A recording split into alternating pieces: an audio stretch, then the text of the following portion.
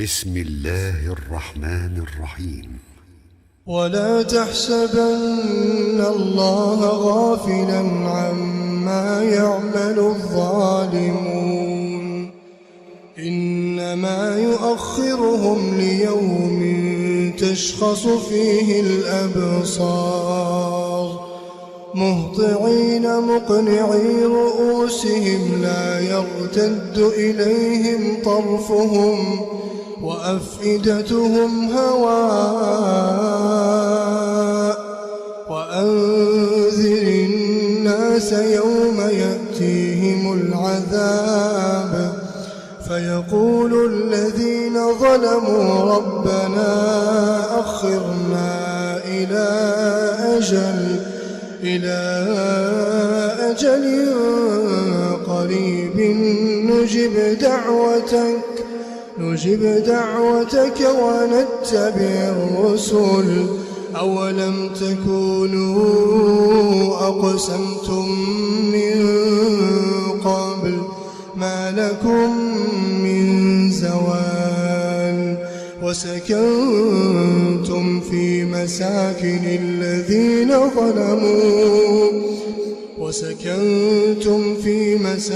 الذين ظلموا أنفسهم وتبين لكم كيف فعلنا بهم وضربنا لكم الأمثال وقد مكروا مكرهم وعند الله مكرهم وإن كان مكرهم لتزول منه الجبال فلا تحسبن الله مخلف وعده رسله إن الله عزيز ذو انتقام يوم تبدل الأرض غير الأرض والسماوات وبرزوا لله الواحد القهار يوم تبدل الأرض غير الأرض والسماوات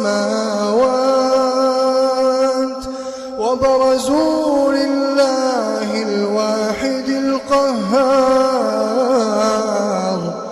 وترى المجرمين يومئذ مقرنين في الأصفاد سرابيلهم من قطران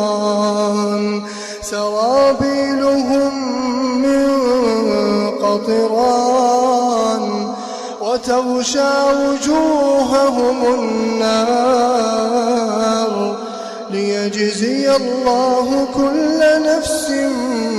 ما كسبت إن الله سريع الحساب هذا بلاغ للناس